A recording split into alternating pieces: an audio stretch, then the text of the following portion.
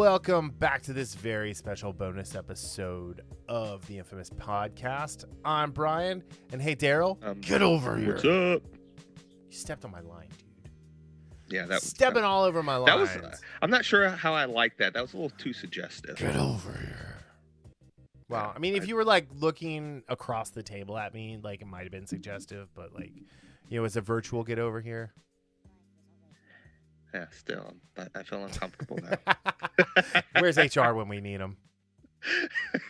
Well, I am the CEO and HR representative, the CFO, you know, of the more importantly, Infamous Podcast LLC. But yeah, more importantly, where was the quality control when they were making this movie? So this is a Warner Brothers film, and I think as we've learned over the last several years, Warner Brothers does not employ quality control measures. That makes so much sense. How else can you explain them giving LaChina James the sequel to the greatest cartoon basketball movie of all time? Like, don't you think they should have given it to someone like likable, like Steph or I was about to say Steph, yeah, Hitler? I mean, like anyone other than LaChina. So I think Steph would have been the perfect absolutely kind of because character for. Plus, like I think the underrated thing about Steph, and we'll get to Mortal Kombat here in a second, is like when he drives the lane and he does those crazy layups. Yeah, you know, he's like spinning and like throwing the ball between his legs and, you know, off the rafters into the hoop. You know, it's just crazy. It's like that MJ Larry Bird game of horse from the old McDonald's commercial. No rim. Yeah, no rim. All right. So yeah, there was this movie that just came out in theaters and on HBO Max. I will say, I watched this on HBO Max twice. I'm really happy I didn't pay to go see this in the theater. You know, this is the third movie that they've had where I'm like, I want to go see this in theater. Watch it on Max. And I'm grateful that I did. Yeah. So I have been treating Max as like the litmus test for if I want to spend extra money to go see it in the theater. Because the way I look at it is they've got my $16 this month.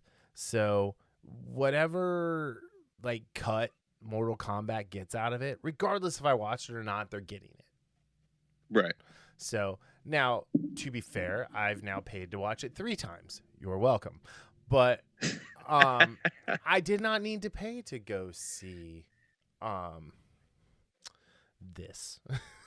You said that with such disdain. Okay, so right off the bat, there's a bunch of good stuff in this movie. There really is. There's just way more bad stuff than good. Yeah, so you divided it up. Well, let's first. So the movie, the summary that's out there is hunted by a fearsome warrior, Sub-Zero, MMA, they should put fighter in quotes, Huang finds sanctuary at the temple of Lord Raiden. Training with experienced fighters Liu Kang, Kung Lao, the rogue mercenary Kano, Cole prepares to stand with Earth's greatest champions to take on the enemies from Outworld in a high-stakes battle for the universe. Yeah. Reading that is exciting. That sounds like a movie I want to watch. Right. It's freaking Mortal Kombat. So they went out and literally found the way to miscast nearly every role in this movie.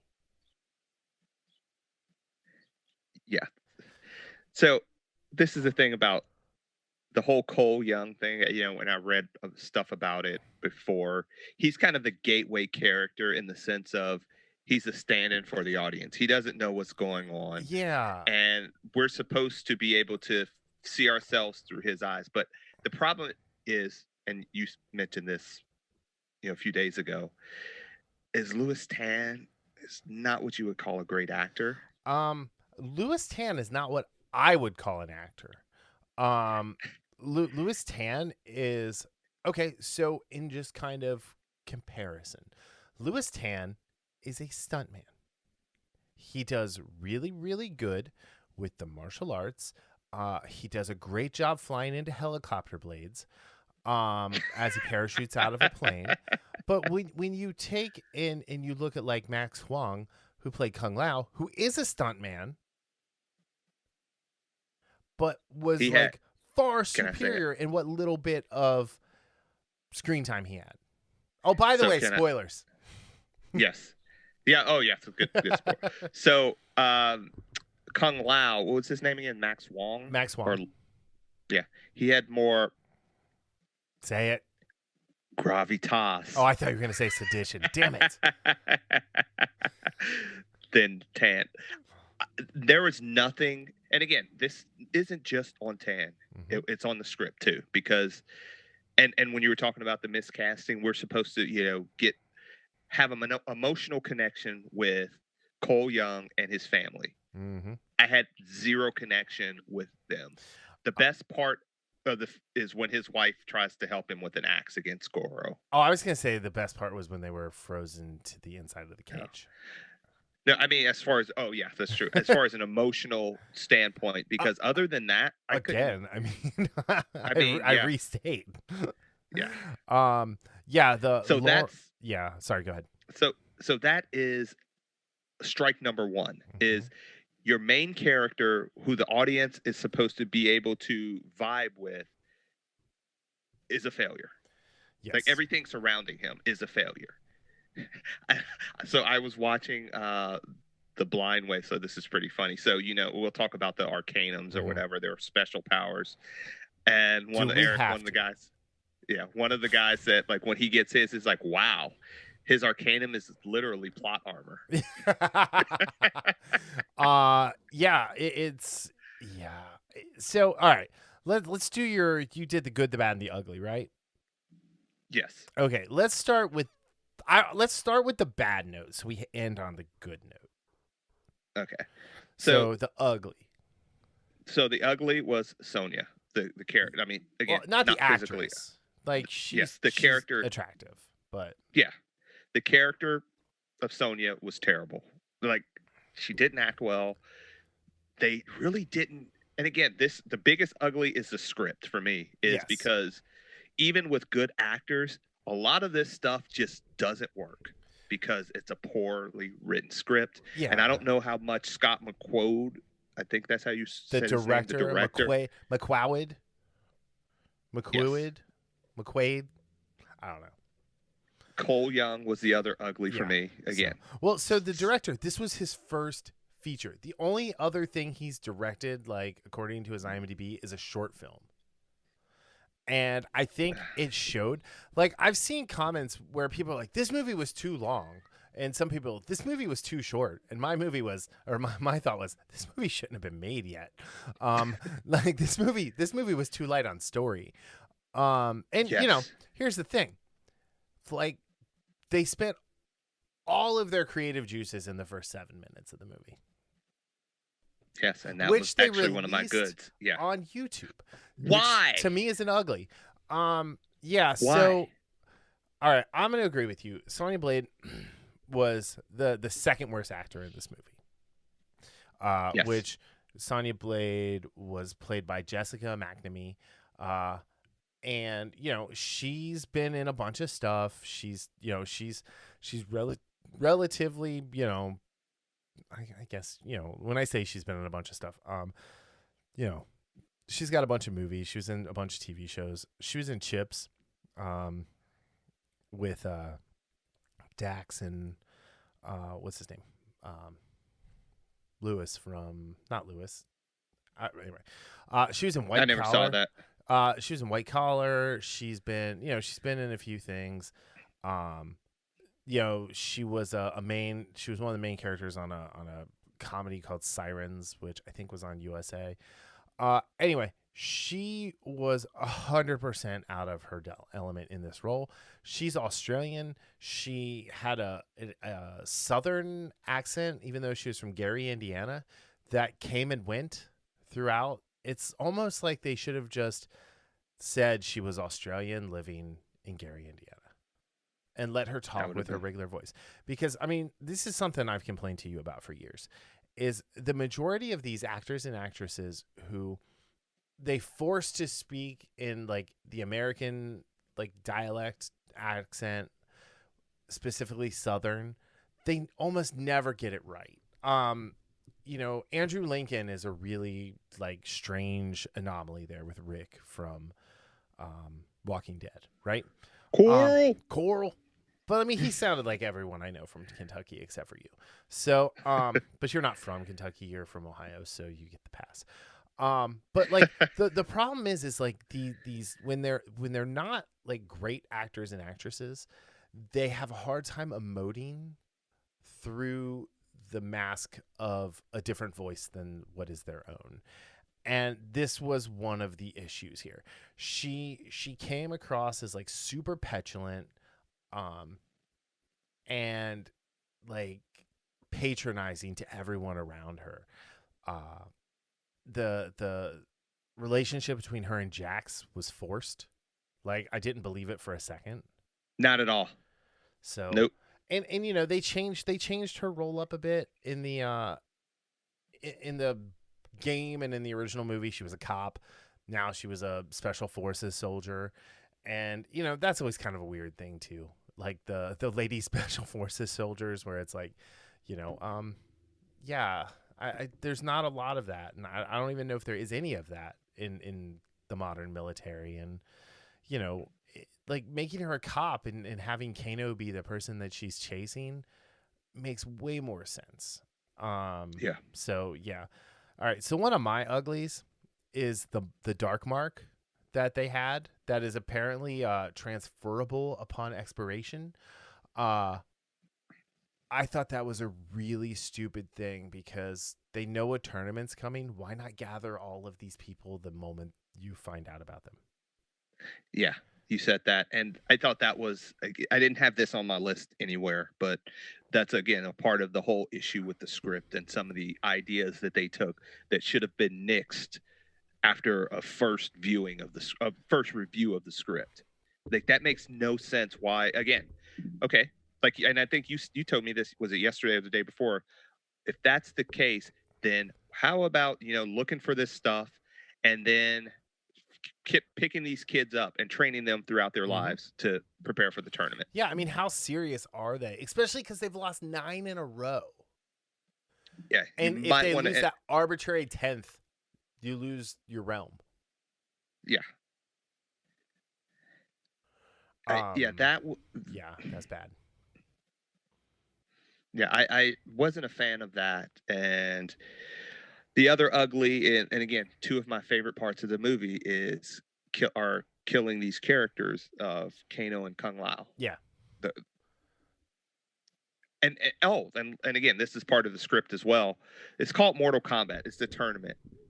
There was never any tournament here. Well, it was this is the pre-tournament. This is the tournament before the tournament. It's like the appetizer of tournaments. Like they say, it's actually written in dialogue, and the only reason I know this is because I watched it twice, so no one else has to. Is Shang Lao? No, right? Shang Tsung. Thank you. Says battle outside of the tournament is not forbidden. Yeah. And it's a throwaway line. Yeah, and the problem I have with that, in the sense of he was trying to do something similar.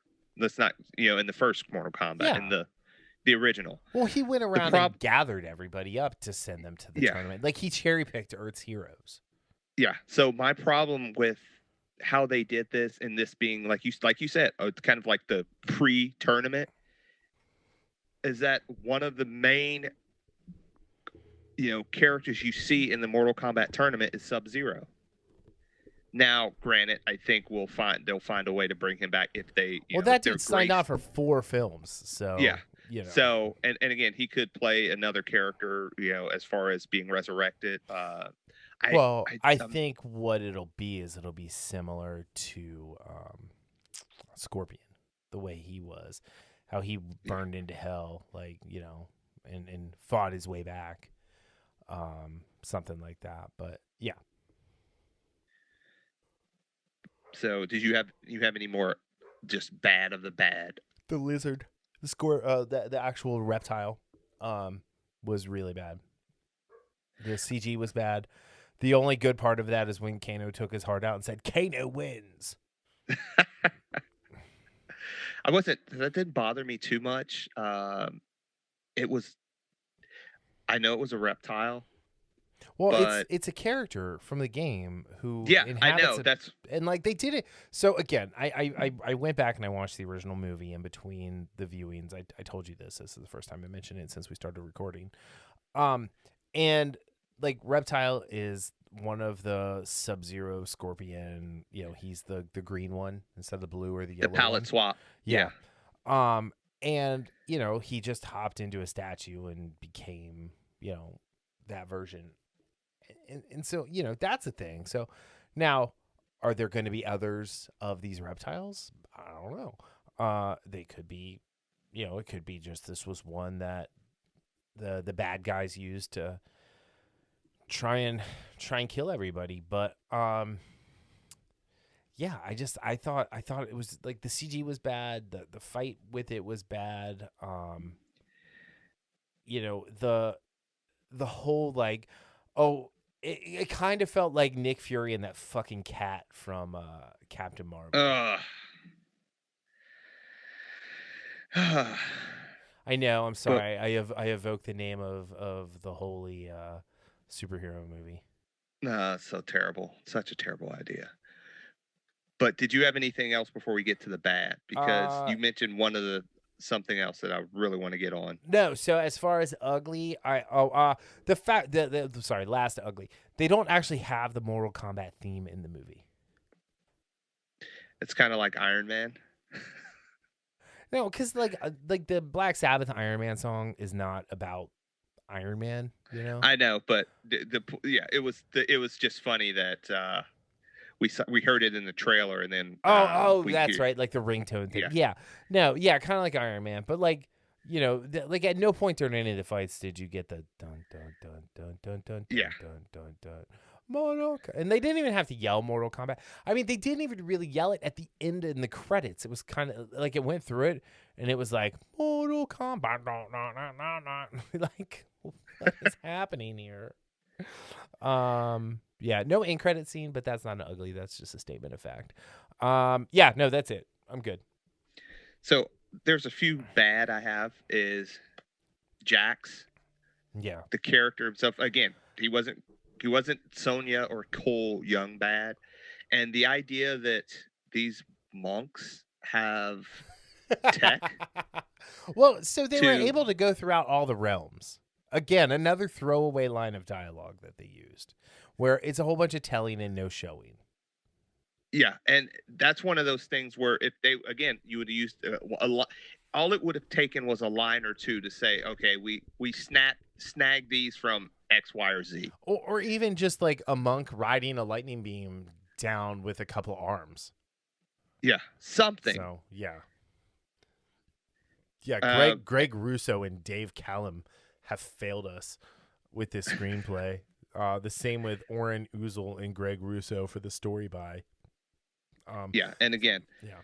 the bad is the story, but this is the probably most disappointing part for me, the choreography. Yeah. Well, hold on. Before you go beyond Jax, like I like Mehcad Brooks. I think Yeah, he's a genuinely good actor who can do a lot of things. He was first introduced to us in True Blood as Ruthie's boyfriend, and yeah, he did the best he could as James.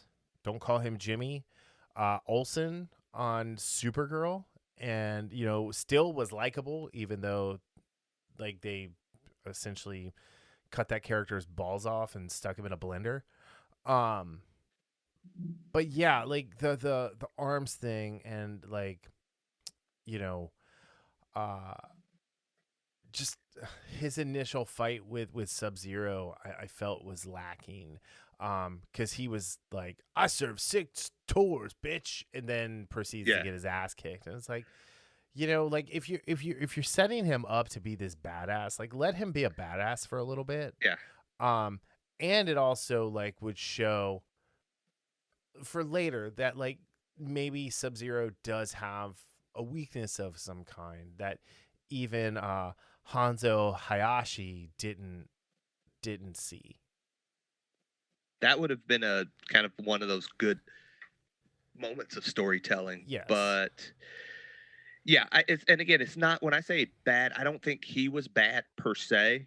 Because again, I have no problems with Mehcad Yeah, Brooks. I like Mehcad Brooks, so Actually, I was one of excited to see him in it, and he got jacked. Like, no pun yes, he intended. did. He's jacked. Like, he can never go Yeah, back to being James Olsen now. The Guardian. yeah, exactly. The mustache was a good like just a good like little like change of look for him. But yeah, it was just I felt like Yeah, they did him dirty.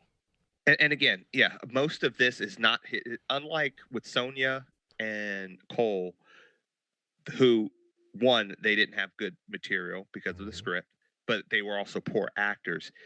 The bad about Jax is primarily laid on the feet of the writers Yes. because they just didn't give us enough for him. I did like to your point, like I mean he got his ass kicked. He didn't get in anything, Hmm. and all give him a couple blows to land, Yeah. and Yeah. then have Sub-Zero shake it off and then do what he did. Hmm. So I that mean, and that was a like a cool-ish visual, but like I think the whole like dumping him like Black Widow style to the bottom of the basement there was like gratuitous. dude, I will actually say that was one of I like that because the whole scene, and one it was more brutal than I thought Yeah. The going into one it. really cool thing I don't know if you noticed is when he does drop him down into like the fourth floor basement, um the first time he hits, he busts up more of his arm. Yeah, Like I I don't did know if know. you Yeah, noticed that, like more of his arm breaks off. Because later you see like when it first happens, like part of the bone is sticking out where all yeah. like the muscle and stuff. Um, but I don't think freezing cauterizes wounds.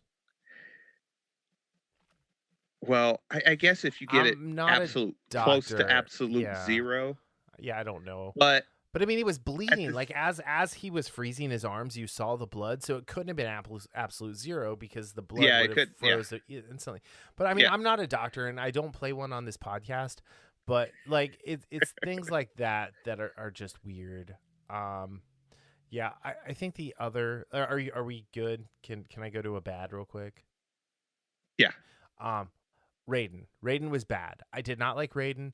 I was excited when it was what's his name? Oh crap, what's the actor's name? Tada Ten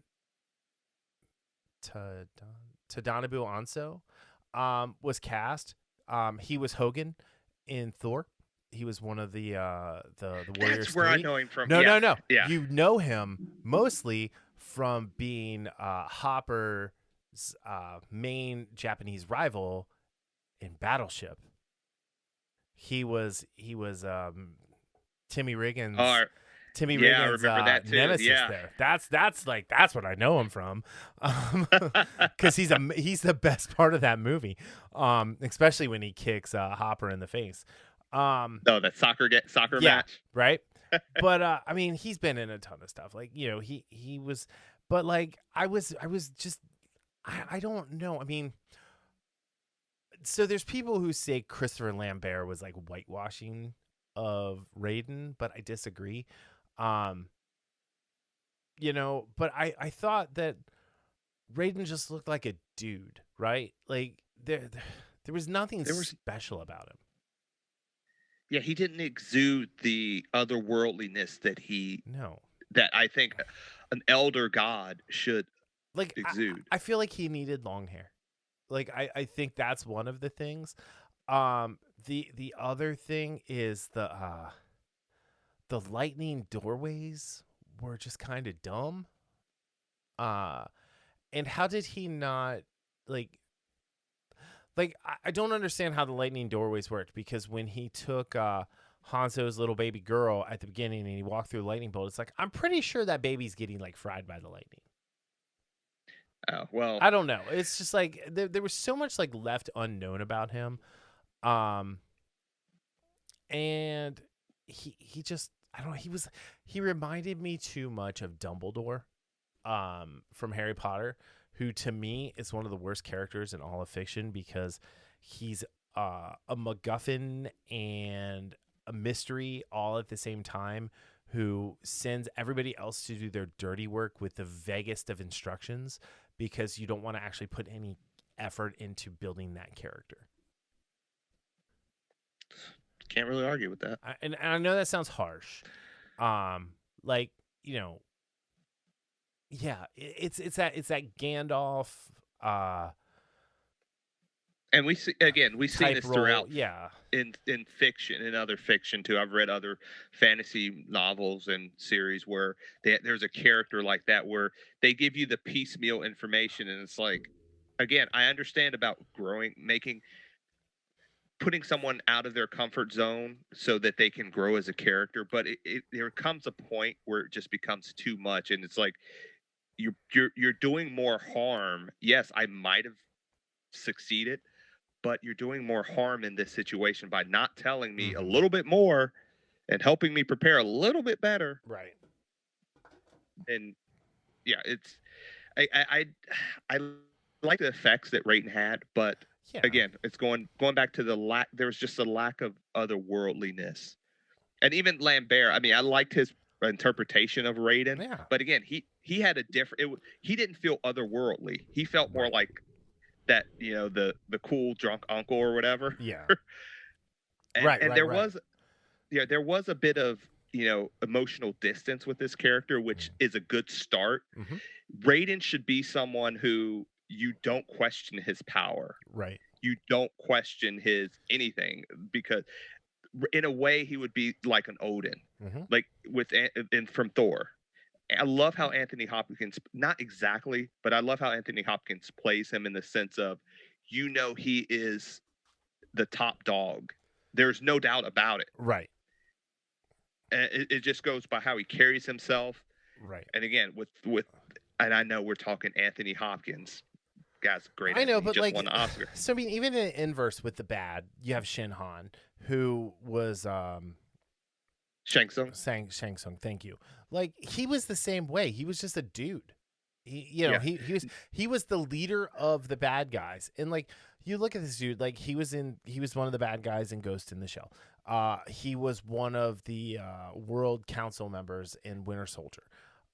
He was in The Dark Knight. He was Lao, the one gangster that Bruce Wayne has to ignore extradition laws and steal him from Shanghai. Kidnap him. Yeah. But yeah, so like, you look at that, like both of these people are good actors, and they just gave them so little meat to work with.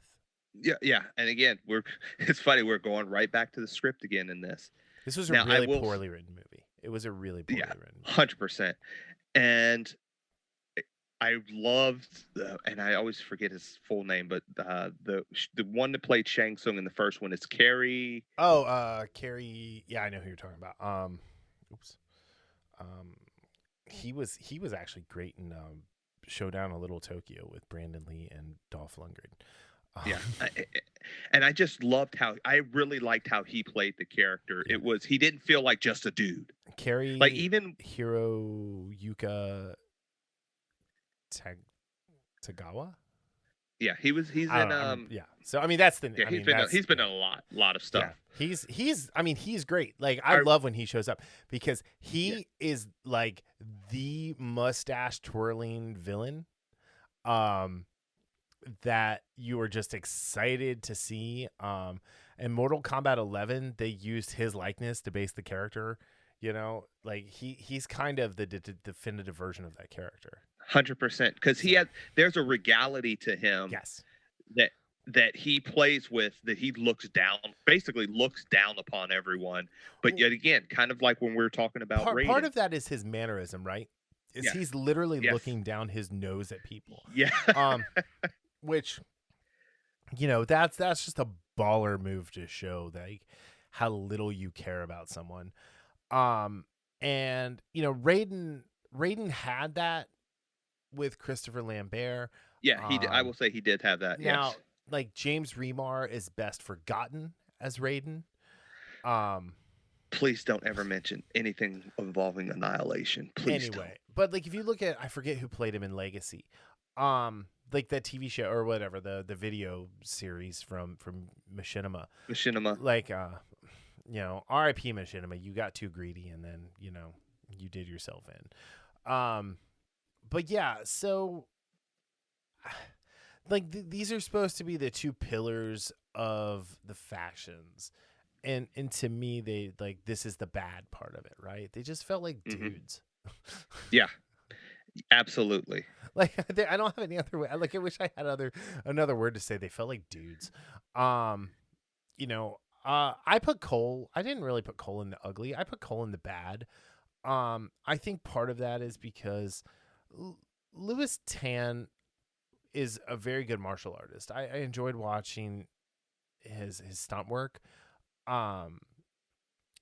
Louis Tan just isn't a good actor. He's in that horrific Wu Assassin show that you like, which I'm happy that you like it. I'm glad that you enjoy it. I think it's garbage. But he just like, if you're gonna have like that entry level character, I'm not saying you need, like, Johnny Cage is not that character, right? Right. It's Liu Kang. Liu Kang is like, should be the focal point, and he was an afterthought. So to me, Liu Kang is the one who suffered most at the addition of Cole Young. Oh, 100%. And again, remember Robin Show? I think that's how you pronounce Robin his Show. name. Yeah. That's how we got introduced in the first one. He has the dream about his brother, and that's how it starts. And he's like, "What's going on?" And all, you know, and we go from there. Yep. They didn't need to change the formula. No, you know, I mean, if you want to add a new character, add it, but absolutely, don't make that's it fine. The focal point. And the whole, like, you know, the whole he's related to Scorpion, spoilers. Who didn't see that coming? Yeah, it was just it was so on the nose. And then I think the other bad is Mileena was the other bad. Natara was the other bad, and Jax's baby robot arms was the other bad.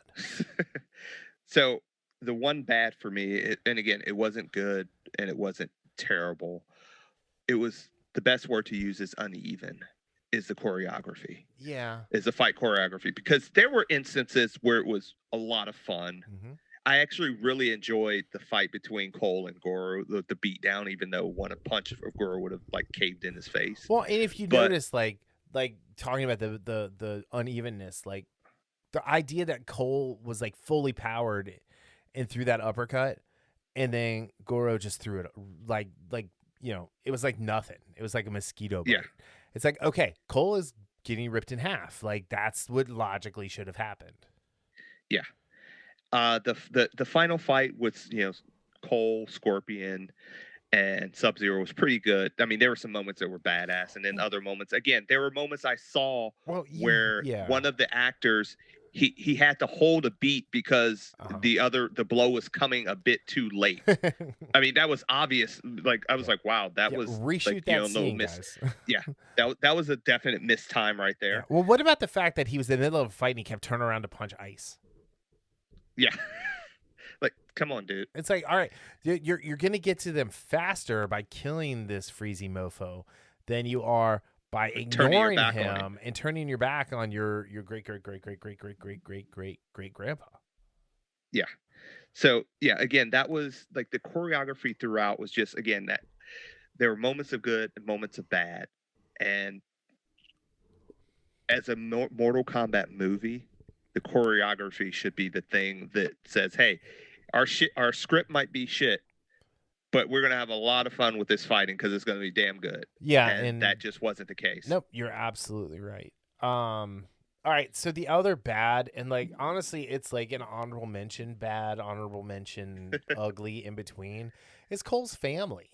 Like his wife was a non-character for the most part, except for the cool axe swing into Goro, and then his daughter had 2 lines, and they were the same thing. Go Throw for the uppercut. Throw the uppercut. Like, oh no, yeah. Didn't she say, it's a birthmark or something? That. Oh yeah, and don't tap. You know, that was it. Yeah, that was like again, like does this guy really want to save these two? You know, like he ran off with Sonya Blade like it was nothing. It's like I guess blondes do have more fun, but yeah, it's just it was bad. All right, let's close out with the good, because there's a lot left that we haven't talked about. Yeah, and there is some absolute good in this movie. So I know we're ripping it right now, but there's some good. Yeah, I'm gonna start with Goro. I thought Goro looked amazing, and especially going and watching the original in between, and the weird puppet arms that were on Goro, and the weird wooden face that looked like remember in the musical Buffy episode, the dude who was helping the dancing demon.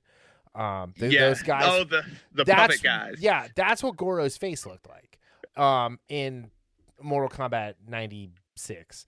But Goro in this one looked great. He moved great. He fought, like the way he fought and the way he fought with all 4 arms. I really liked it when he like put the one arm back in the socket. That was cool. Like the one that was like on his abdomen. I kind of always wondered what would happen like when Peter Parker like would turn into like the man spider and have all the extra arms. Like what happened if he dislocated his shoulder? Now I know. That was one of the standout goods for me. Oh, absolutely. I do wish we would have had some dialogue with Goro. Just to I kind of like the whole like silent assassin thing. But he was a prince too. I get it, but like but I liked his fatality as he shuffled off the mortal coil. That was pretty sick. Dude, some cop is rolling up on that carcass and they're like, "What the hell is this?" So another good for me, because a lot of the goods are some of the individual characters that were in here for me, just like you said with Goro. And again, I did like the Cole versus Goro fight for the most part, even though he turned into Sebastian Shaw at the end with his Arcanum. But like I was a fan of Cabal. Again, that was one of my favorite characters when he got first introduced into the series. I can't remember if it was Mortal Kombat 2 or 3. I think it was 3. Yeah, I think so too. But yeah, I really love the look of this character. He looked really good. I actually like the voice actor who was the actor that was voicing him, who was, again, you can tell him, Damon Harriman, who was Dewey Crow on freaking Justified, but he's also Charlie Manson in Once Upon a Time in Hollywood and Mindhunter. So okay, yeah. So like when I saw he was a voice, I guess it didn't register to me that he was Cabal. And then when he was when Cabal's voice came out, it's like, that is not. I think somebody made a mistake on who the voice of Cabal is in the IMDb. But no, the Cabal, like the whole presentation of Cabal was awesome. I thought they nailed his power set. Giving credit to Daniel Nelson, who did all the action and stunts in the Cabal suit. It was one of those things. It was really good. Yeah, and another side, like you were talking about his suit and everything, the costumes in general I liked. The Sub-Zero, the Scorpion, other than Cole's plot armor, I was about all to say, of the costuming was really good. Yeah. So, the special effects were decent. All right, another good for me was the Jax Reiko fight. Reiko, yeah. especially the fatality.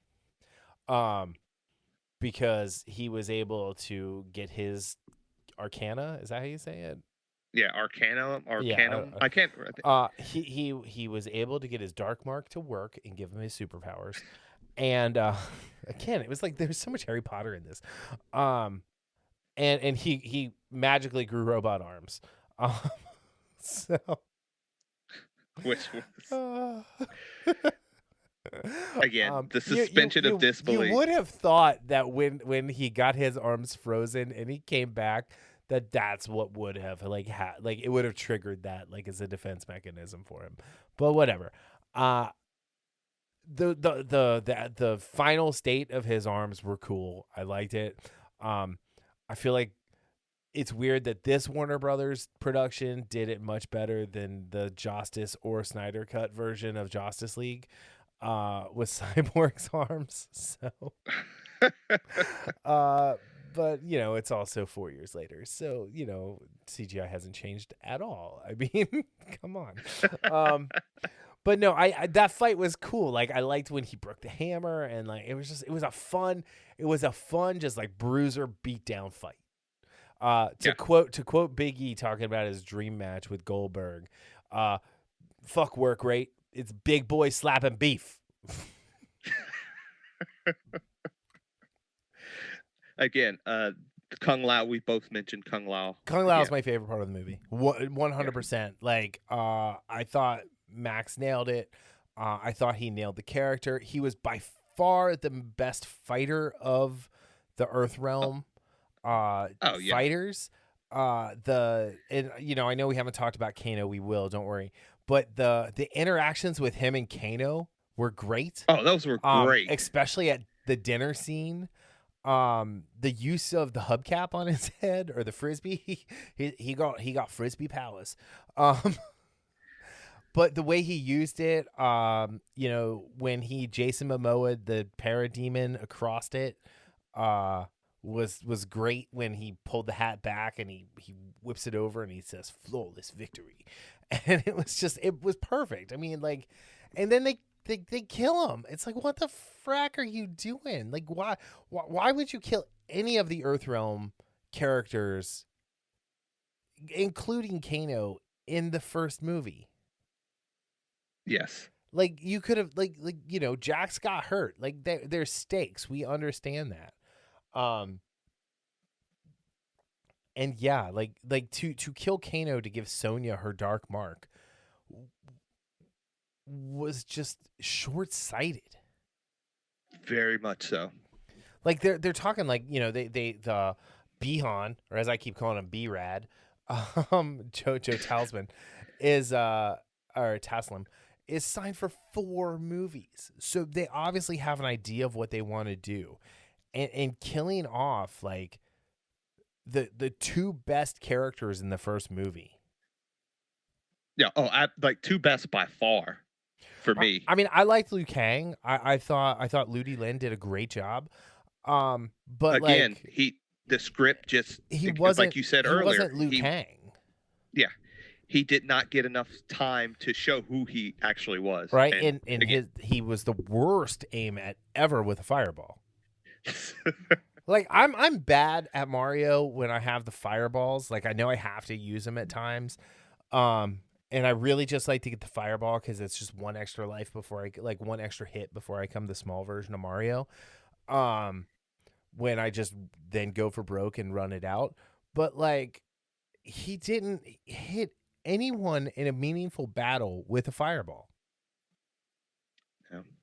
And again, we're coming back to the script with this. But I loved the scene when he was training with Kano and he just kept doing the low kick, and then he did it again, and then Kano goes, "Is that the only move you know?" And he faked something and then did the low kick again, because in the video game that move was unstoppable. It was the most basic move you could do, and it was unstoppable. And oh, by the way, I love that Kano jumped just like they used to in the game. It was great. Like that, like everything about that was great. And part of that was because of Liu Kang, not just Kano. because Kano was the one half that was getting his knocked on his ass, but you needed Liu in there to to do that. I liked when like the emotion he felt after Kung Lao died, when he was like, we were supposed to die together, and it's like, oh Mhm. man, that's kind of that's Sad. that's sad and weird. Yeah, So, yeah. but I thought he yeah, did a good job, but again, his character should have been showcased more yes, and we would have gotten more of him. And I think he would have. Well, I think he would have been able to do a good job with the character, but again, it's based on I the think what material little he was bit we given. saw, he overcame a lot of the shortcomings I in the think he script did that too. they gave him. I'll say he did too. And Yeah, being stuck in Cole Young's shadow there, was just I don't like I don't get it. I don't understand. Like, James Wan is usually like so much better than this. And I know he just produced it, so I don't know how um you know how much he was involved, but this is the dude who did the Saw movies, which are, the first two are great, then it's just torture porn, but he did Fast and Furious 7. Like, yeah. he made grown men cry. Like, seriously, like when you get to the end of that movie, and Brian is gone and Paul Walker, it's that tribute to Paul Walker. There's no one who has even a little bit of their soul who doesn't get dusty. Yeah.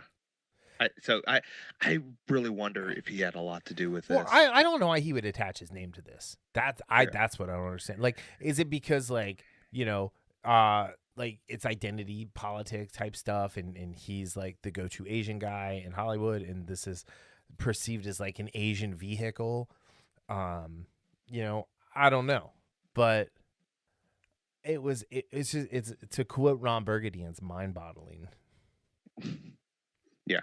And I'd mentioned I like the whole Sub-Zero Yeah, Scorpion thing. but that I was really ruined this a week before yeah. the movie like came out. Why would you send So my friend Ryan has a great theory that any movie that puts out the first scene of a movie is not a good movie. And he had the balls to post that on Facebook, and like he got some crap for it, but then he came back and he said, "Well, my expectations were met."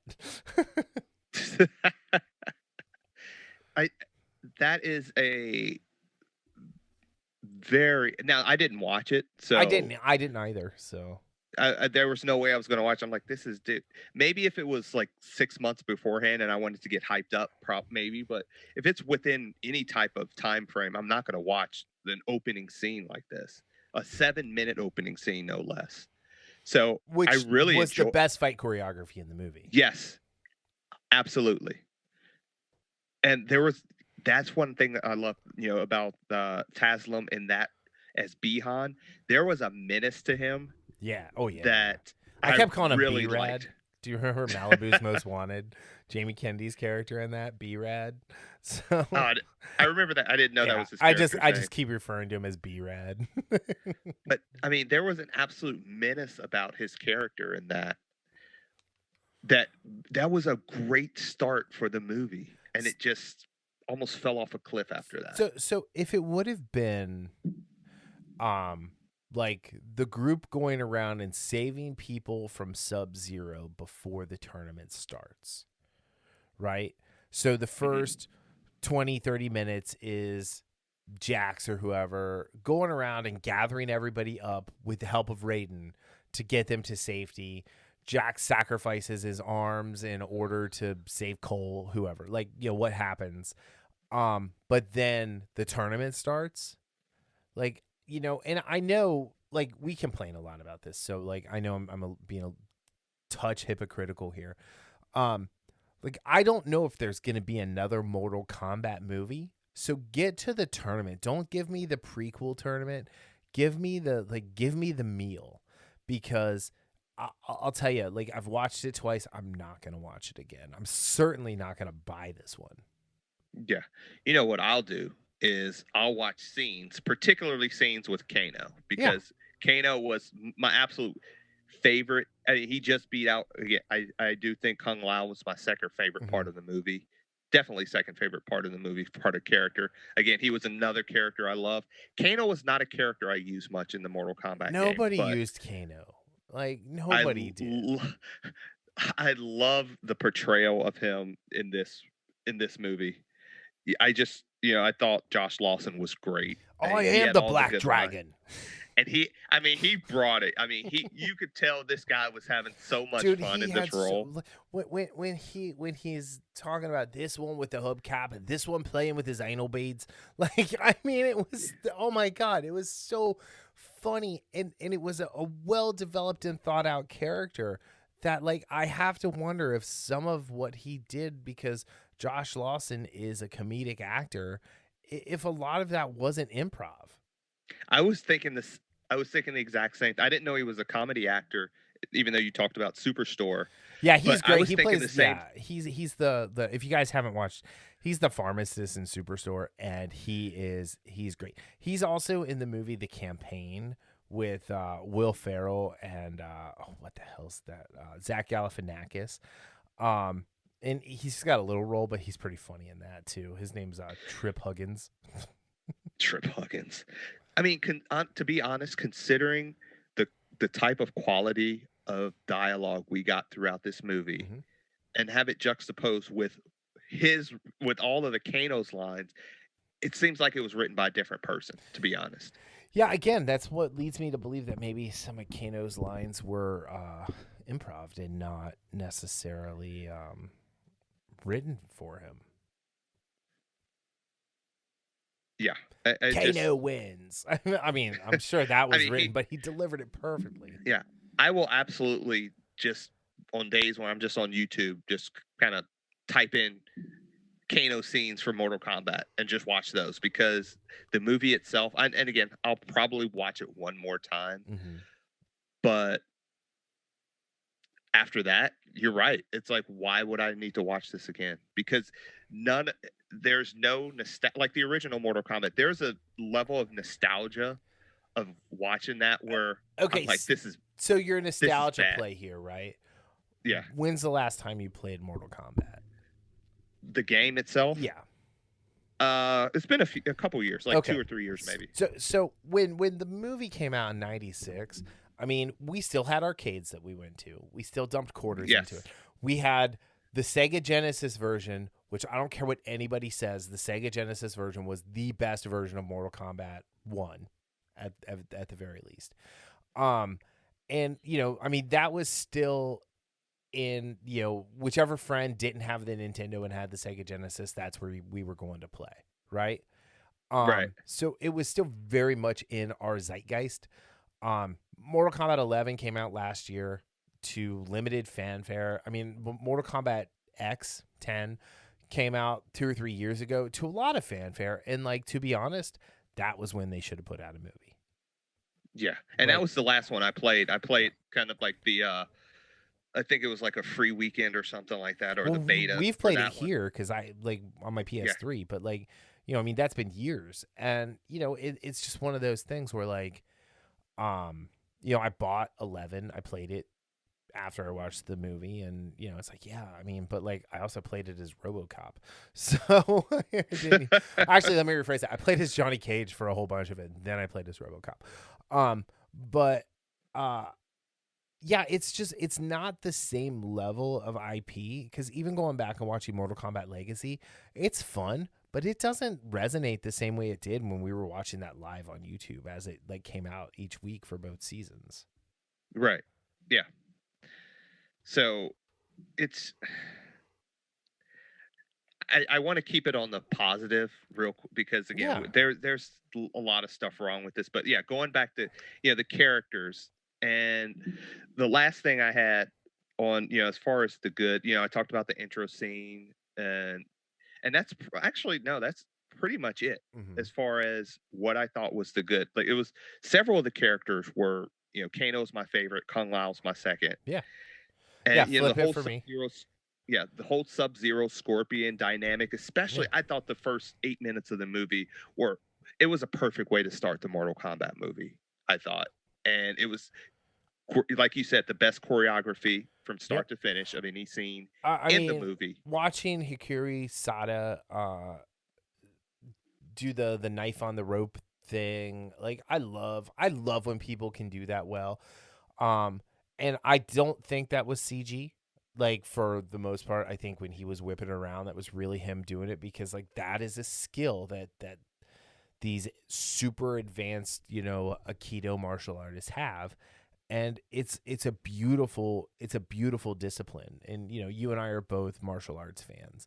Um, you are actively practicing. I haven't practiced in a while.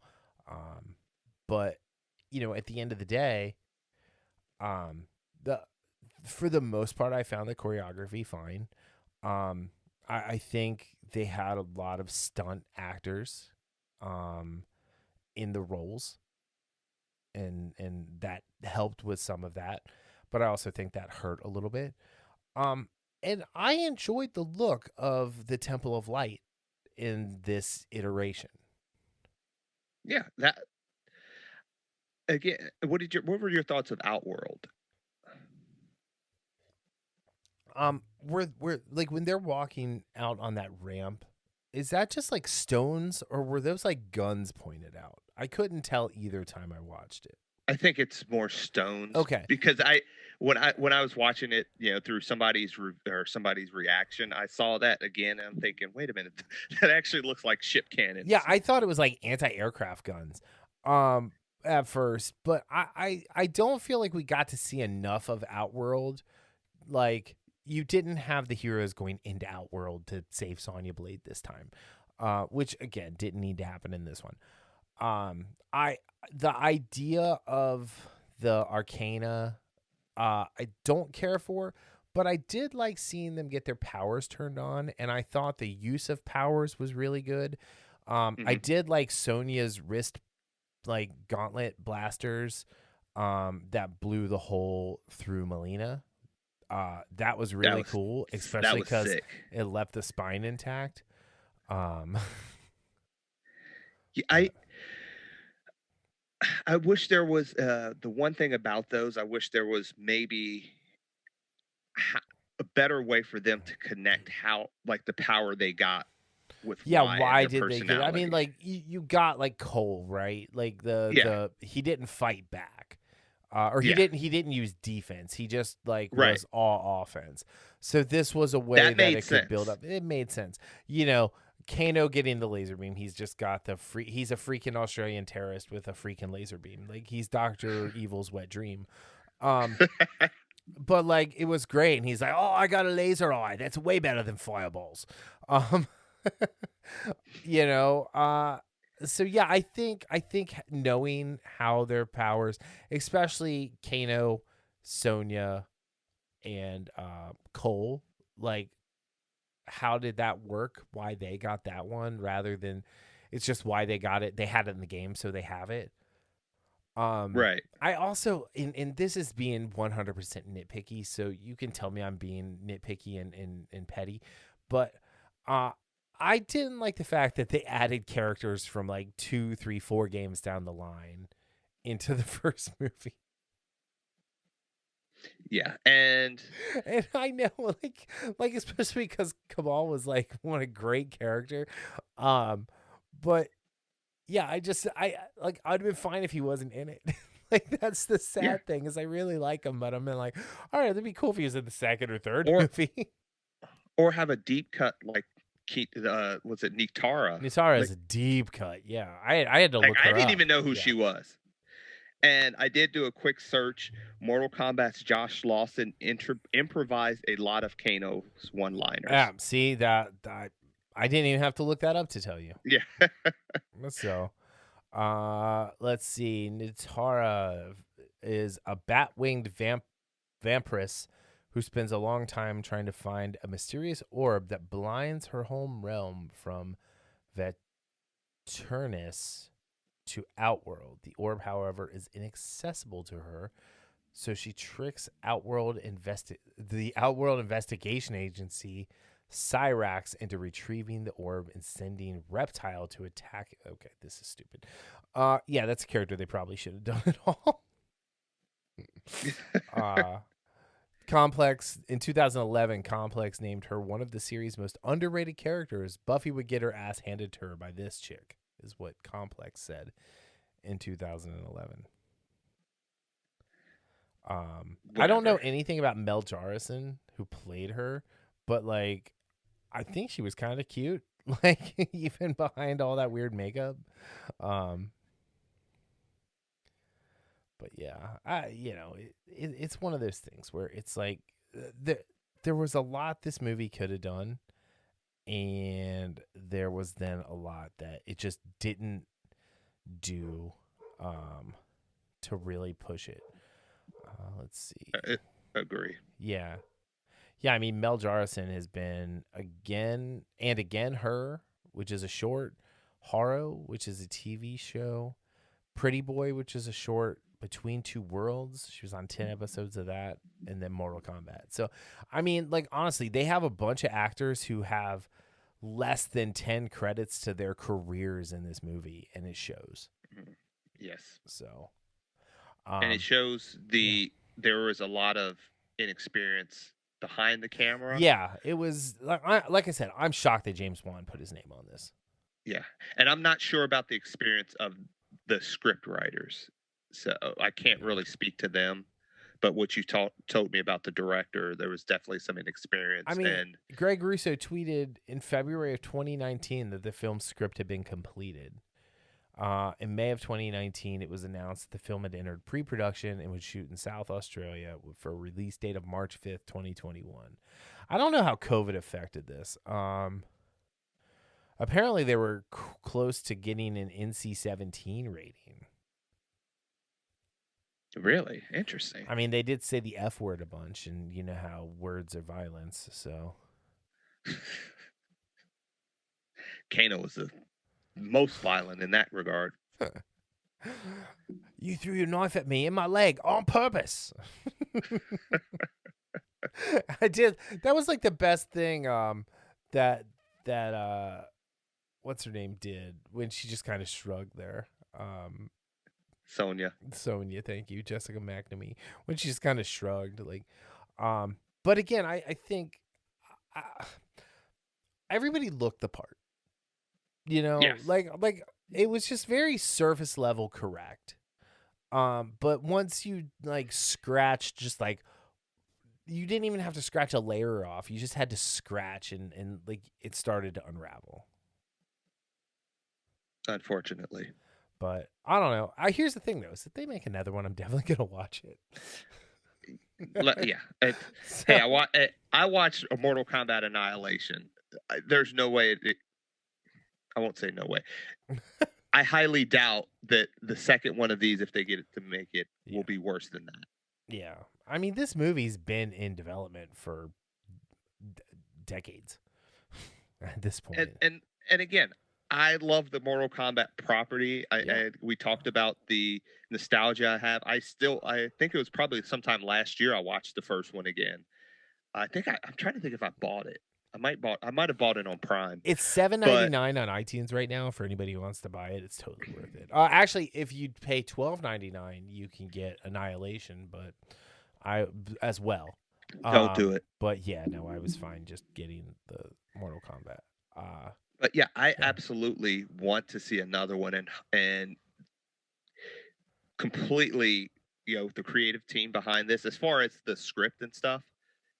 I get a new creative team in here, a little bit more polished, get a polished script. And maybe, again, I know maybe get James Wan to direct it. Yeah, I would be absolutely fine with Wan behind the camera. And I kind of wish it, well, not kind of, I really wish it was him behind the camera. Because with script issues, I'm pretty sure he would have made a more. I mean, Black Panther had script issues, but like it was still like fun to watch. Right. Yeah. So, I mean, Black Panther, Jason Momoa is just having a good time. And I'm not a huge Momoa fan, but like he makes me like watching that movie. Yeah. So yeah, I absolutely want this to succeed in a second attempt. So hopefully, my idea is that enough people watch this, enough people Well, like it better than we do, that they see the potential and say, hey, we need to clean some stuff up here. Let's give this another go. so excuse me. It was a $55 million budget. It's made 51.1 million box office worldwide right now. And so, I mean, and that's opening up in like 900 theaters. That's not bad. So I mean, it's gonna win. I mean, it almost got beat out by some animated movie this weekend at the box office. So, but yeah, I mean, it's grossed 23.3 million in the U.S. and Canada, 27.8 in other territories. They don't break out other territories. I don't even know if this opened in China yet. But yeah, it says here it's opening. So the largest market was Russia, outside the U.S. that made 6.1 million. So for the international opening weekend, which was the week before this came out, or 2 weeks, because it opened internationally on the 8th, and then I didn't know that. and then the Wow. 23rd in the U.S. So because it got pushed back because of whatever.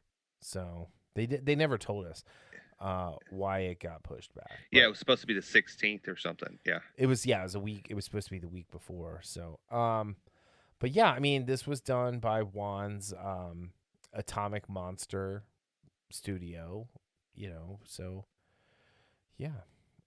I don't know. Like I said, I'm interested to see more, I guess. That's a ringing endorsement, I know. All right, so out of 10 flawless victories, what do you give it? I'd give it a 5. There was some good stuff that I really, really liked. It's hard to get around the bad script and some of the, I would say, bad casting decisions. But there are some things that I will, even a few years down the road, remember about this movie, particularly most specifically Kano Yeah. and Kung Lao. Yeah, I'm gonna agree with you on the 5 flawless victories. Like, it's just middle of the road. It's not a horrible movie. It's not. It's better. Not Annihilation. It's so much better than Kong versus Godzilla. Like, let's be honest. The only one of these like early release things I've really liked was the one with Denzel, Rami Malek, and of all people, Jared Leto. Wow, that is true. Little Monsters or whatever it's called. Yeah, the little things. The Little Things. Yeah, I mean, like, that's a good movie. I watched it twice. But yeah, like this one, like, I might watch it again, like, on the last day it's available. When it hits like the 31 days and, like, goes away. Yeah. But yeah. Yeah, it sounds like we're saying, yeah, you're right. It's not terrible, but it's not good. It's one of those movies that, like we said, it has its moments, but those moments aren't enough to pull it out from being a middling type of movie. I just wish I had more James Wan sensibility, because I like that guy. I like his movies. I do too. Yeah. He's like, like Aquaman is like the least interesting movie he's done, and that made $1 billion. Yeah, so hopefully he gets a little bit. Yeah, my hopes honestly is for a sequel. He gets his hands into the pot a little bit more, or a lot more. Yep. Agreed. So, all right. Well, any last words? Got 2 words for you. No, I'm not gonna say that. No, it's anything else coming on as far as streaming movies? No, but Invincible is thankfully coming to an end. Small Mercies. Jupiter's Legacy kicks off soon. Oh, May 7th. Yes. Yeah. So that's about a week away. I am looking forward to that. So. I'm looking forward to, and I really hope I am not. hit over the head with disappointment like Invincible has done. So Yeah, we'll get to that next week. yes, I So as I tell you in text, I have thoughts. well, I sent you a very like wordy text over the span of 3 texts. Actually, it was Yeah. one word or one word in each of them. I mean, hate Invincible. I think I put Amazon Prime Invincible because Yeah, well, you know. no, this show that Amazon Oh is yeah, calling the it. show that Amazon calls Invincible. Yeah. I think Seth Rogen joins the "I'm gonna kick him in the taint if I ever meet him" category now. I mean, Evan Goldberg was already there, but like Seth Rogen, who I actually liked I like his comedy. Yeah. The American Pickle movie that he did is fantastic. I still haven't finished It's fantastic. So, all right. On that note, thank you all for listening and checking this out. We'll be back on Sunday with a new episode.